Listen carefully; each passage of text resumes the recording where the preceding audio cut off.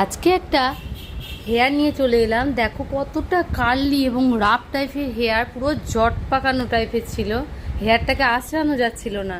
তা সেখান থেকে দেখো স্মুথলিং করার পর কত সুন্দর একটা রেজাল্ট দিয়েছে।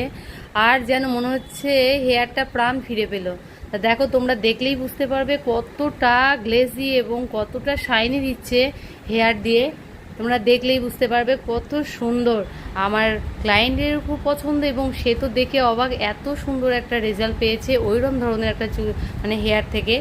তা তোমাদের ভালো লাগলে অবশ্যই কন্ট্যাক্ট নাম্বার দেওয়া থাকবে।